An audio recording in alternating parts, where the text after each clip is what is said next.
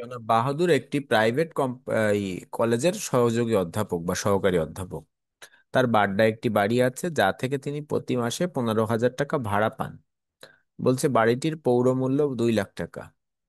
এখন 2023-24 আয়বর্ষে গৃহ খাতে তার যে সকল আয় আছে সেগুলো নিম্নে দেওয়া আছে: মেরামত খরচ দেওয়া আছে 40,000, পৌর কর দেওয়া আছে 6,000, ভাড়া আদায় খরচ দেওয়া আছে 6,000, অগ্নি বীমা প্রিমিয়াম দেওয়া আছে 500 টাকা ত্রৈমাসিক অর্থাৎ 3 মাস পর পর, ঋণ কৃত তহবিলের সুদ দেওয়া আছে 12,000 টাকা, আর বার্ষিক বর্ধিত ব্যয় দেওয়া আছে, সরণ বাড়ি বর্ধিতকরণ ব্যয় দেওয়া আছে 1 লাখ টাকা।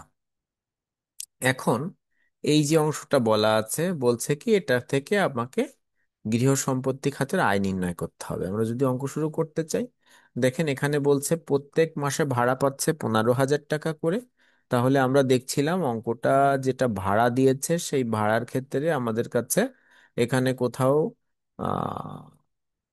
যদি সেটা আবাসিক বাণিজ্যিক কিছুই বলা নেই, তাহলে আমরা আবাসিক ধরে ক্যালকুলেশন করব বা করার চেষ্টা করব। তাই আমরা প্রথম অবস্থায় গৃহ সম্পত্তির ভাড়া মূল্য দেখেন 15,000 গুণ 12 অর্থাৎ 12 মাসের 1,80,000 টাকা। মিউনিসিপাল মূল্য ছিল আমার এই অংশটা 2 লাখ টাকা, তাই 2 লাখ টাকা লিখছে, যেটি বড় 2 লাখ টাকা হয়েছে। সমন্বয়যোগ্য আমার কোনো তথ্য ছিল না, কিন্তু এখানে একটা তথ্য লেখা আছে যে বাড়িটি বছরে 1 মাস ফাঁকা ছিল, অর্থাৎ 1 বছরের মধ্যে সে 1 মাস ফাঁকা ছিল। বিদ্যুৎ বিলের সপক্ষে সেটার প্রমাণ আছে আমাদের। তাহলে আমাদের এর পরবর্তী অংশে তাহলে আমরা কি করছি, আমরা এখান থেকে দেখেন তাহলে আমাদের এই যে অংশটা একটা বের হয়ে গেছিল, আমাদের বার্ষিক ভাড়া মূল্য একটা পাইছিলাম, সেখান থেকে আমরা শূন্যতা ভাড়া বের করলাম। আমাদের 2 লাখ টাকা যে অংশটা আসছিল এখানে, সেই 2 লাখ টাকার উপরে শূন্যতা ভাড়া 12 ভাগ দিয়ে, এই 12 দিয়ে ভাগ 1 দিয়ে গুণ, অর্থাৎ 1 মাসের জন্য আমাদের ক্যালকুলেশন, তাই 1 আসছে উপরে। তাহলে 1 মাসের ভাড়া আমাদের 16,667 টাকা। যখন আমরা ক্যালকুলেশন করলাম এখানে আসলো 1,83,333 টাকা। তাহলে এটা ছিল আমার মোট ভাড়া মূল্য। এখন মোট ভাড়া মূল্যর পরবর্তীতে আমাদের দেখেন বলা আছে এখানে কিছু খরচ দেওয়া আছে। এই সকল খরচ তার কি কি আছে? মেরামত খরচ, তাহলে মেরামত ও রক্ষণাবেক্ষণের মধ্যে আমাদের চলে যাবে এটা 25% হিসেবে। তাহলে 25% হইলে হচ্ছে কত?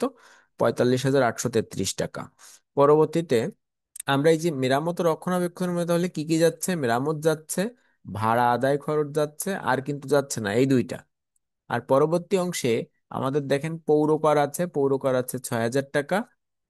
ত্রৈমাসিক ঋণের সুদ অগ্নি বীমা প্রিমিয়াম দেয়া আছে 500 টাকা করে ত্রৈমাসিক, মানে 3 মাস পর পর। তাহলে 3 4 12, দেখেন এই যে 12 মাসের যে অংশটা দেওয়া আছে, অর্থাৎ 4 বার দিতে হবে।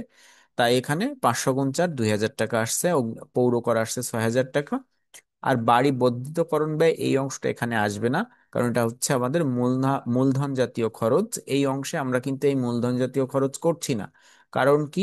আমাদের বাড়ি বর্ধিতকরণ ব্যয়, তা সে ব্যয় করছে, এটা আমরা এখানে কি করছিলাম, আয় নিয়ে কাজ করছিলাম।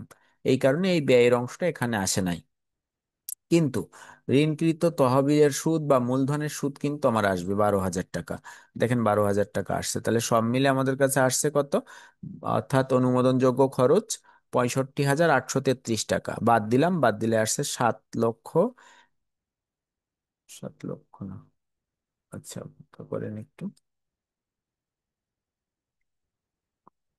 ভুল আছে মনে হচ্ছে। বাদ দিলে কত থাকে দেখেন তো, এখান থেকে ক্যালকুলেশনটা ভুল আছে। নিট যোগ্য আয় 1,83,333 মাইনাস 65,833, বাদ দিলে কত থাকে?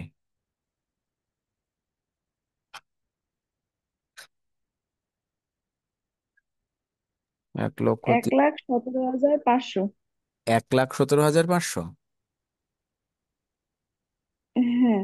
আচ্ছা তাহলে 7 লাখ হয়ে গেছে, 1 লাখ হলো। আচ্ছা, তাহলে আমরা এই অংশটা যখন এই পর্যন্ত করলাম, আমাদের কিন্তু ভাড়া মূল্য চলে আসছে, আর কিন্তু আমাদের কাছে কোনো তথ্য দেয়া নেই। আমরা একে টিকা লিখবো শুধুমাত্র, এখানে এই যে অংশটার জন্য একটা টিকা লিখবো, আমরা মাস্ট বি টিকা লিখতে হবে, কারণ এখানে 3 মাস পর পর দেয়া ছিল। এই কারণে তাকে 4 দিয়ে গুণ করে আমরা মোট ভাড়া মূল্য করছি। আর এই অঙ্কের মধ্যে আমার যে বাড়িটা ছিল, এই যে অংশের, মানে এই ব্যক্তির এই বাড়িটার কোনো কিছুই বলা ছিল না যে সে কয়তলা বা কতটুকুর জন্য সে ভাড়া দিছে, এরকম কোনো তথ্য বলা নাই। এই কারণে সম্পূর্ণ অংশটাই তাকে কর দেয়া লাগছে। দেখেন এখানে কোনো জায়গায় এরকম 2 দিয়ে বা 3 দিয়ে যে ভাগের অংশটা আমরা এরকম শিখছিলাম, দোতলা বাড়ি একতলা নিজে বসবাস করে, এরকম কিছু করার দরকার ছিল না। তাহলে এইখানে একটা জিনিস মনে রাখবেন, এই যে অংশটা ছিল আমাদের কাছে অর্থাৎ বাড়ি বর্ধিতকরণ ব্যয়, এটা কিন্তু এখানে আসবে না। আচ্ছা, কারো কোনো প্রশ্ন আছে এই অঙ্কটার উপরে? ভাইয়া, এখানে টিকা লেখার সময় কি এইটা লিখবো যে বাড়ি বর্ধিতকরণ ব্যয় মূলধন জাতীয় ব্যয়ের কারণে আহ মানে এখানে আসবে না। এখানে মানে হ্যাঁ, অন্তর্ভুক্ত হ্যাঁ, হবে না। হ্যাঁ, অনুমোদনযোগ্য খরচ হিসেবে অন্তর্ভুক্ত হবে না। আচ্ছা, মূলধন জাতীয় ব্যয় না লিখলেও সমস্যা নেই, কারণ বাড়ি বর্ধিতকরণ ব্যয় তার বাড়ি তৈরির জন্য একটা খরচ, কারণ এটা তার আয় নয়। আপনি শুধুমাত্র খরচ লিখতেও পারেন, বাড়ি বর্ধিতকরণ ব্যয় তার উন্নয়নমূলক ব্যয় বা খরচ, এই কারণে এটা অন্তর্ভুক্ত হয়নি। ঠিক আছে। আচ্ছা, জি ভাইয়া। পরবর্তী অংশে যাচ্ছি তাহলে আমরা।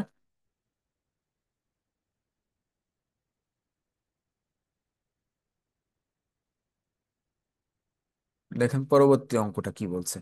বলছে মিসেস জামিলা মহাখালী সিএ এলাকায়, আবাসিক এলাকায় সে 5,000 বর্গফুটের একটি বাড়ি আছে।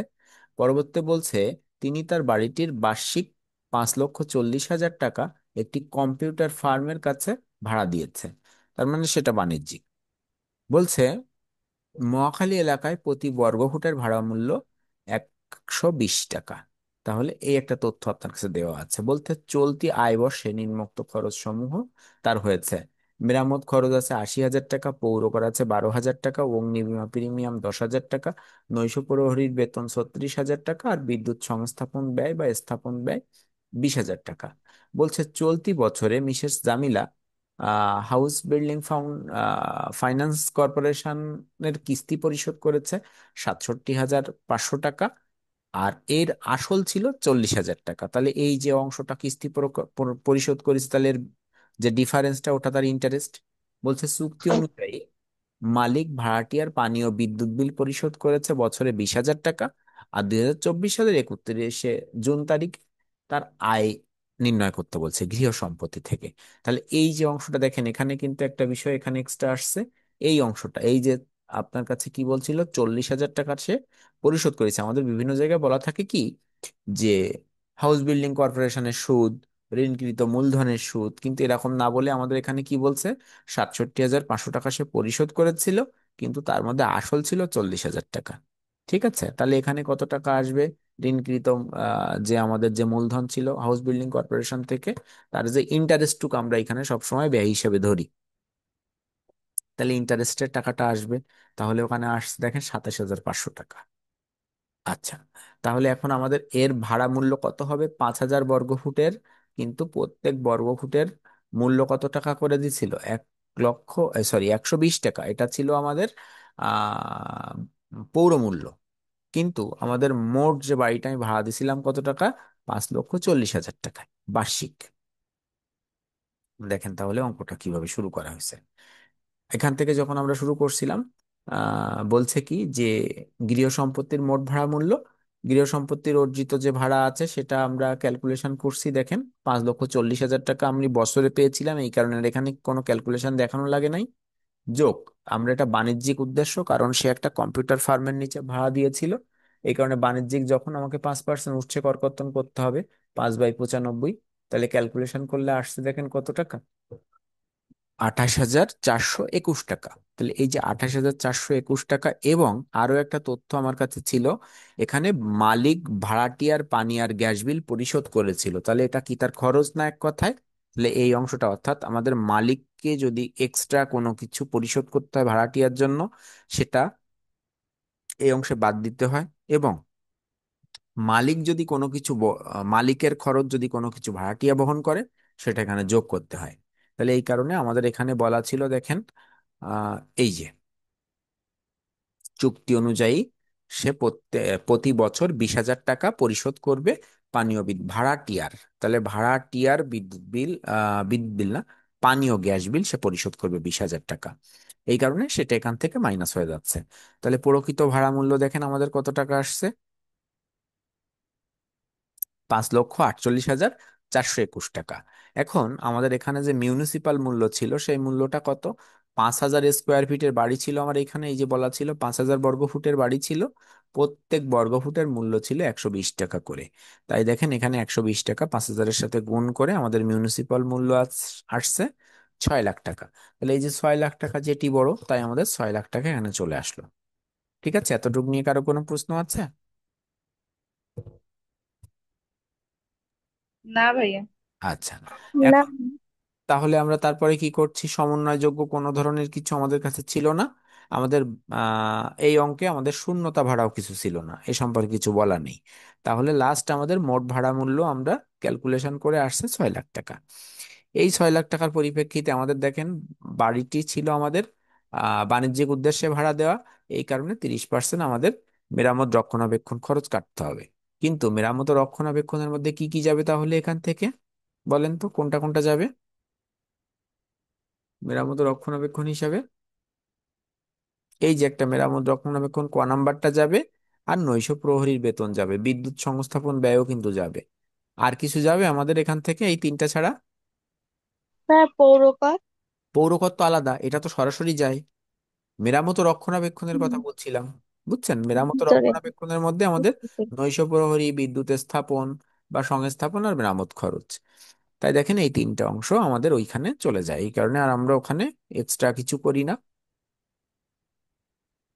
তাই দেখেন মেরামত ও রক্ষণাবেক্ষণের জন্য আমাদের কি করছে, 6 লাখ টাকা যেটা আসছিল তার উপরে 30% করছে, করলে আসছে 1,80,000 টাকা। পরবর্তী অংশে আমাদের কি আছে, ও এই পৌরকর।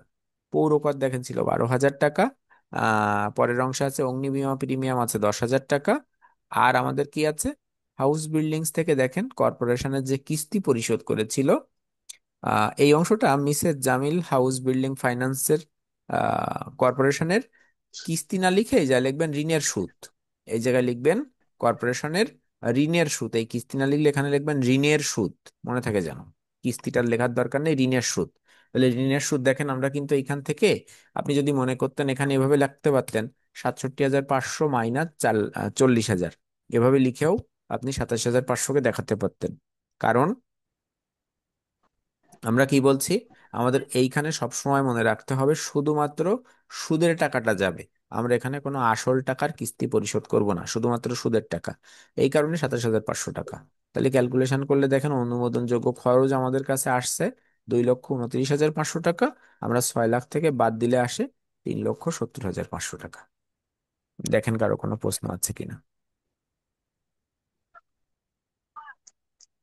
কোনো প্রশ্ন আছে? হ্যাঁ, আমি নতুন। তো আজকেই ফার্স্ট ক্লাস জয়েন করছি, তো আমার একটা প্রবলেম হয়েছে। আপনি আজ থেকে ক্লাস মানে করছেন? জি, আমি নতুন জয়েন করছি।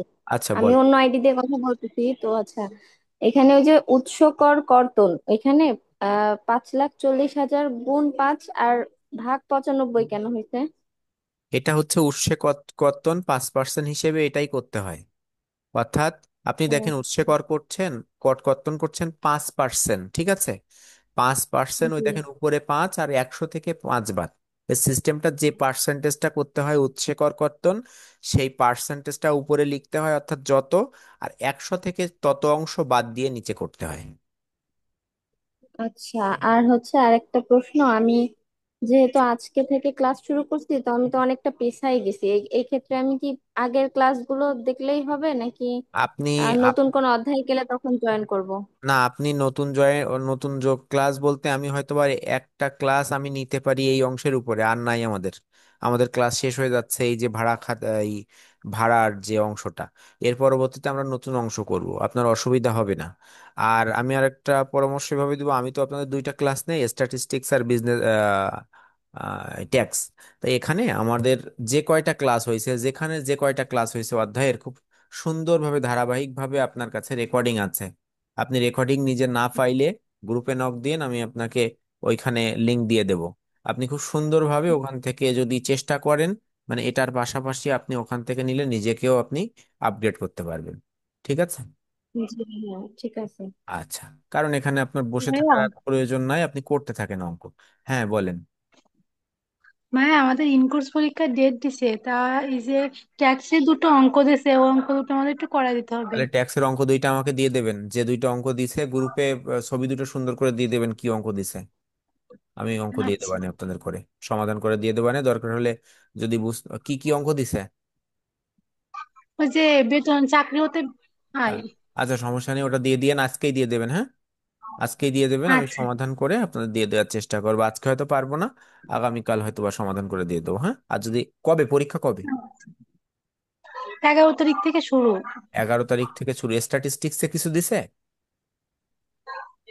হ্যাঁ, না, ভাইয়া হ্যাঁ দিছে দিছে। Index memo. দিছে। আচ্ছা, যে ইন্ডেক্স নম্বর দিয়ে ওইটা দিছে। ইন্ডেক্স নাম্বার, যদি অঙ্ক না পারেন ওই হ্যাঁ। অঙ্ক তাহলে। আচ্ছা, গতকালকে মনে হয়, গতকাল না পরশুদিন আমাকে কে নক দিছিলেন ইনকোর্স। ভাইয়া আমি দিছিলাম। আচ্ছা, কি সমস্যা, পারছেন আপনি নিজে পারছেন? ভাইয়া পরে আমি আর দেখিনি, আমার কেন? প্রথম থেকে দেখা লাগবে তো সময় আচ্ছা লাগবে আচ্ছা। ভাইয়া, এজন্য। আচ্ছা, যদি না পারেন তাহলে অবশ্যই বললেন, হ্যাঁ, যে সমাধান দিয়ে দেবেন, আচ্ছা অসুবিধা ভাইয়া, নেই। আর এই ম্যাথ দুইটা আমি গ্রুপে দিয়ে দিয়েছি ভাইয়া। আচ্ছা আচ্ছা, তাহলে ম্যাথ দিয়ে দেন। আমি স্ট্যাটিস্টিক্সে শুধু ইন্ডেক্স নাম্বার থেকে দিছে, আর ট্যাক্স থেকে দিছে হচ্ছে বেতন খাত, এই চাকরি থেকে, তাই তো? চাকরি থেকে আয় আর একটা দিছে।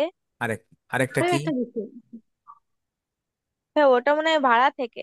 আচ্ছা, আপনি কি কোথায় দিছেন, মানে মেসেঞ্জারে দিছেন, ও গ্রুপে? হ্যাঁ হ্যাঁ, আমাদের আচ্ছা, গ্রুপেই দেখছি। দিয়েছি। হ্যাঁ, ভাড়া থেকে আর চাকরি হতে আয় দুটা।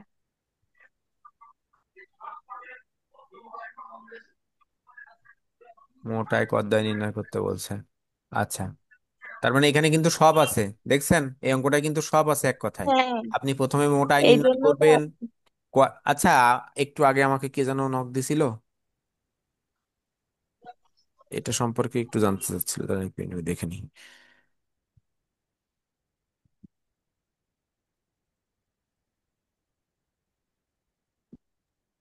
ভাইয়া আমি দিছিলাম। আপনি দিছিলেন? হ্যাঁ আচ্ছা ভাইয়া। আচ্ছা, ওই যে মানে দেখেন, আপনি বলছিলেন আপনার প্রশ্ন ছিল এরকম যে কি, যে আমরা এখানে কেন কর রেয়াত যোগ্য বিনিয়োগ ভাতা করছি, কর রেয়াত করছি, তাই না? কারণ আপনি এই জায়গায় দেখেন, হ্যাঁ, এখানে কিন্তু আপনার রেয়াতের এন্ট্রি ছিল, তাই রেয়াত করছিলেন না, তো করতেন না। যাই হোক, সমস্যা নেই, অঙ্কের সমাধান আমি দিয়ে দেব। আর এই একটা ছিল, আর আর একটা কি দিয়েছেন, আর এইটা, এটা হচ্ছে ভাড়া ভাড়া হতে ভাড়া। আয়। হ্যাঁ, ভাড়া। এই মনে হয়, আমি মনে হয় অঙ্ক করাইছি, মনে হয় অঙ্কটা। একটু আগে এই সিস্টেমের একটা করাইছেন ভাইয়া। আচ্ছা, হ্যাঁ হ্যাঁ, এই অঙ্কটার, এই হ্যাঁ অঙ্কটাই ভাইয়া প্রায়, এইটাই হ্যাঁ। আচ্ছা, এই অঙ্কটা কিনা তাই দেখেন তো, মাত্র তো করাইলাম। দেখছি, কিন্তু টাকাটা আলাদা। টাকাটা আলাদা। আচ্ছা, তাহলে তো হ্যাঁ। এটা সমাধান দেয়া লাগছে না, এটা সমাধান করে ফেলতে পারছেন আপনারা। আচ্ছা, আর আছে এই দুইটা। আর স্ট্যাটিস্টিক্স কি দিয়েছেন নাকি? এখানে আছে স্ট্যাটিস্টিক্স, আগামী দিন আমরা দেখে দেবো, অসুবিধা, আগামীকাল ক্লাস আছে না স্ট্যাটিস্টিক্সের? ভাইয়া আরো সাজেশন দিবে ভাইয়া, আচ্ছা, নেক্সট সমস্যা নেই, ক্লাসে যেটা দিলে দেবে বল- দেবে অবশ্যই, বল। সময় থাকতে আমাকে দিয়ে দেবেন, ঠিক আছে? আমি সমাধান করে দেবো, অসুবিধা নেই, সময় থাকতে দিয়ে দেবেন। তাহলে পরীক্ষা আচ্ছা শুরু ভাইয়া। হচ্ছে 11 তারিখ থেকে, আগামী মাসের। রুটিন দিছে ভাইয়া, কিন্তু বলতেছে যে আবার পরিবর্তন হবে, মানে প্রতিদিন দুইটা করে পরীক্ষা নিবে। যে রুটিন দিছে তা একটা করে পরীক্ষা হওয়ার কথা। ও আচ্ছা, যাই হোক, সমস্যা নেই, আমি দিয়ে দেবানি সমাধানের, অসুবিধা হবে না। আচ্ছা ঠিক। আচ্ছা, এরপরে দেখেন, তাহলে আমরা যে পর্যন্ত ছিলাম, আমাদের কাছে এখানে এই অংশটা ক্যালকুলেশন করে আমাদের মোট 6 লাখ টাকা আসছিল। সেখান থেকে আমরা মেরামত ও রক্ষণাবেক্ষণের জন্য 30% করছি, কারণ আমাদের এই যে খরচটা ছিল সেটা অবশ্যই, সরি খরচ না, যে ভাড়াটা ছিল, ভাড়াটা দিচ্ছিলাম আমরা একটা কম্পিউটার ফার্মের নিকট, তাহলে এটা অবশ্যই ব্যবসায়িক উদ্দেশ্যে, এই কারণে সেখান থেকে 30% কাটা হয়েছে।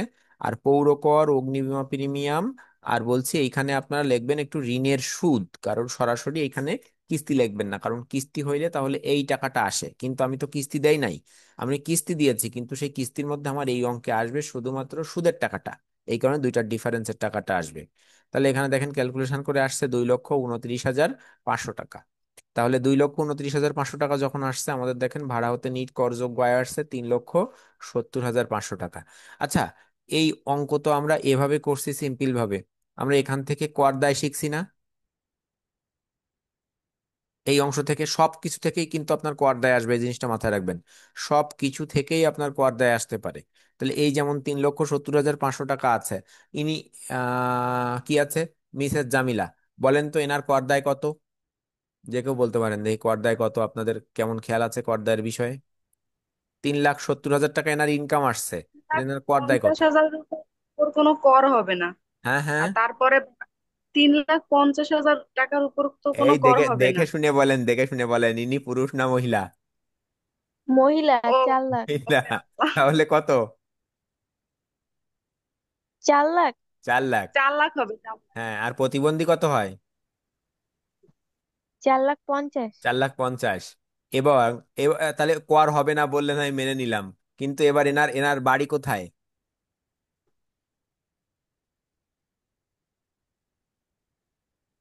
এনার বাড়ি কোথায়? মহাখালী।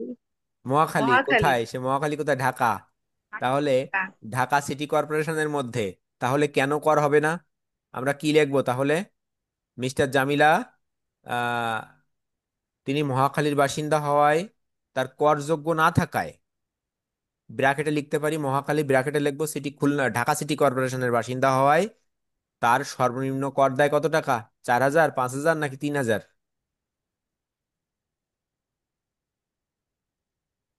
3,000। 3,000? 5,000? ঢাকা না, মনে রাখবেন ঢাকা আর চট্টগ্রাম হইলে সব থেকে বেশি। আপনি আমি খুলনা, আর আর আমরা ঢাকার বলবো বাইরে চার হলে হাজার 4,000। হ্যাঁ, আমরা 4,000, কিন্তু আবার এখান থেকে যদি এবার বলা হয়, সাপোজ এরকম বলতো যে ঢাকা জেলার বাসিন্দা, তাহলে ঢাকা জেলার বাসিন্দা বললে কি হতো? ঢাকায় কোথায় বাড়িটা বলা আছে? ঢাকা জেলায় বাড়ি। তাহলে ওনাকে আমাকে ধরতে হবে সর্বনিম্ন, সর্বনিম্ন বলতে কি 3,000, অর্থাৎ তিনি কোনো একটা ইউনিয়ন পরিষদের বাসিন্দা আমি ধরে নিচ্ছি। এবার কারণ ঢাকা জেলাটাই কিন্তু সিটি কর্পোরেশন না। ঢাকা জেলাটা কি সিটি কর্পোরেশন? কিছু এলাকা মিলে, না অর্থাৎ ভাইয়া। উপজেলা বা কিছু এলাকা মিলে আমাদের সিটি কর্পোরেশন। আবার ঢাকার দুইটা সিটি কর্পোরেশন, উত্তর আর দক্ষিণ। এখন আর ঢাকা সিটি কর্পোরেশন বলা হয় না, কারণ ঢাকা সিটি কর্পোরেশনকে দুই ভাগে ভাগ করা হয়েছে, উত্তর আর দক্ষিণ। তারপরেও ওই ঢাকার যে সিটি কর্পোরেশন আর চট্টগ্রাম, তাহলে এখানে শুধুমাত্র যদি বলে জেলার বাসিন্দা, তাহলে কিন্তু অবশ্যই 3,000 আসবে। আর যদি বলে যে খুলনা সিটি কর্পোরেশনের বাসিন্দা, তাহলে 4,000 আসবে। যদি ঢাকা আর চট্টগ্রাম বলে, তাহলে 5,000। এই কারণে আমরা এখানে কি লিখবো তাহলে? মিসেস জামিলা, করযোগ, মিসেস জামিলা, ইয়া, কি বলে, কোথাকার বাসিন্দা বলা ছিল এখানে উপরে? মহাখালী। মহাখালী ব্র্যাকেটে লিখবো যে ঢাকা সিটি কর্পোরেশনের মহাখালী। হ্যাঁ, ঢাকা সিটি কর্পোরেশনের বাসিন্দা হওয়ায় তার সর্বনিম্ন কর দেয় 5,000 টাকা, বা কর দেয় 5,000 টাকা। ঠিক আছে, এগুলো কিন্তু বিবেচনায় রাখতে হবে। আচ্ছা, তাহলে আমরা আজকে করলাম দুইটা অঙ্ক, 11 নাম্বার। আমাদের আর তিনটা অঙ্ক আছে, আমরা আগামী দিন, আমাদের আগামী যে ক্লাস আছে শনিবার, শনিবারে আমাদের এই অধ্যায়টা শেষ হয়ে যাবে, ঠিক আছে? আমরা তাহলে পরবর্তীতে নতুন অধ্যায় শুরু করব। জি স্ক্রিনশট ভাইয়া। নিবেন নাকি নিয়েছেন? আপনাদের ক্লাস আপলোড দিয়ে দেন, লাগবে না। আচ্ছা, ঠিক আছে, ভালো থাকবেন আপনারা, ধন্যবাদ আপনাদেরকে।